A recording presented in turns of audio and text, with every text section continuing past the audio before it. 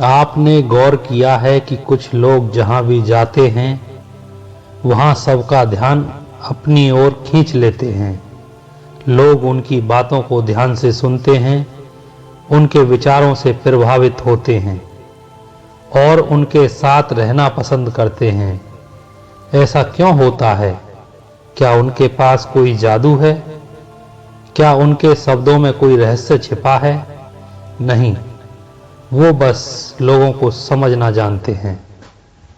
महान प्रेरक लेखक डेल कार्नेगी ने कहा था, अगर आप चाहते हैं कि लोग आपको पसंद करें तो पहले आप लोगों को पसंद करना सीखिए।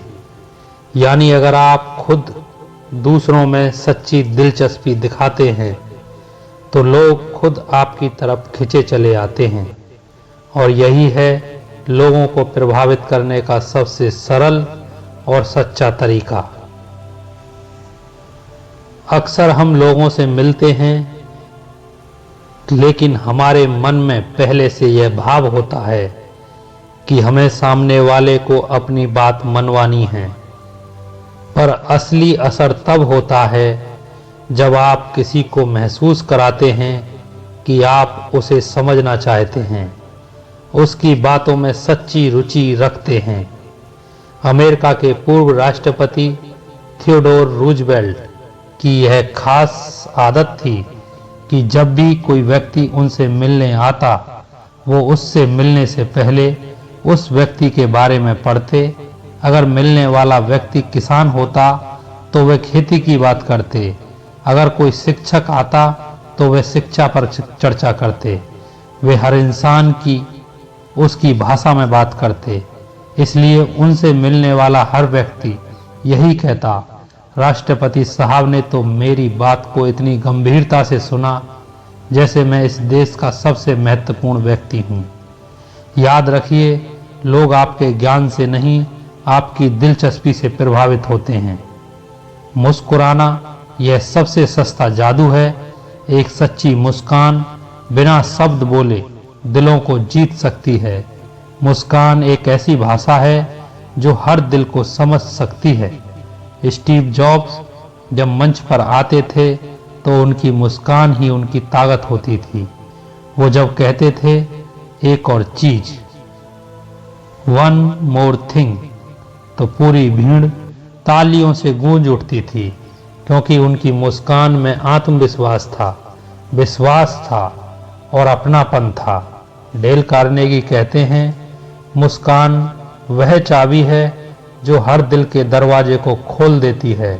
अगर आप किसी से मुस्कुराकर मिलते हैं तो आप यह संदेश देते हैं कि मैं तुम्हें देखकर खुश हूं। बस इतना ही काफी है किसी का दिल जीतने के लिए। ध्यान से सुनिए, क्योंकि हर इंसान सुना जाना चाहता है।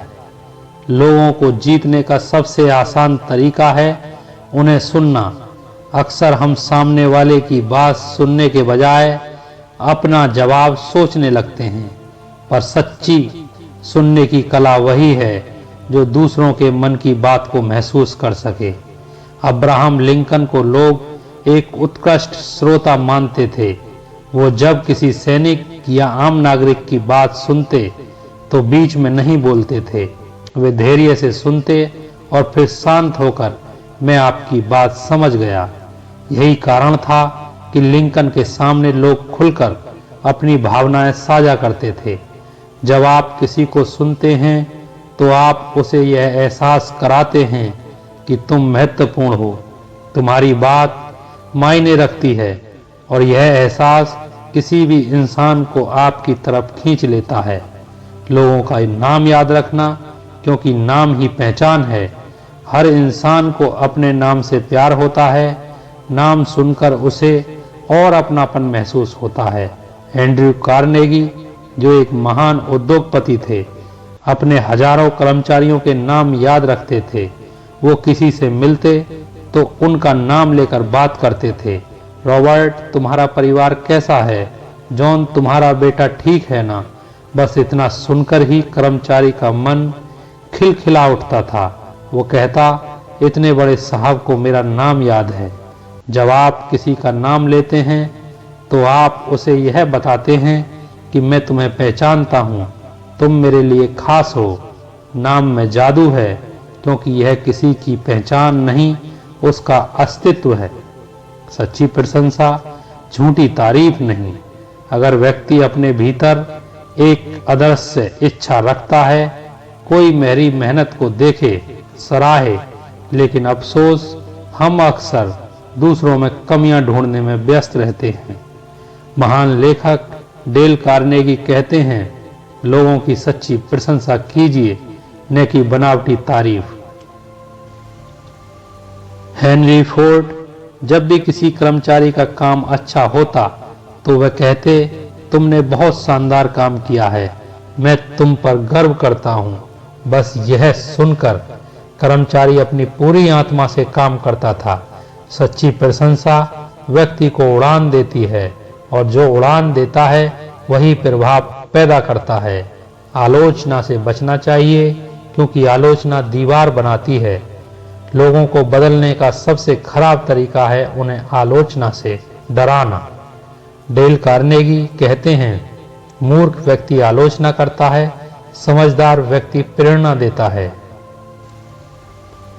राष्ट्रपति रूजवेल्ट अपने स्टाफ से कोई गलती देखते तो वह सीधे नहीं डांटते थे।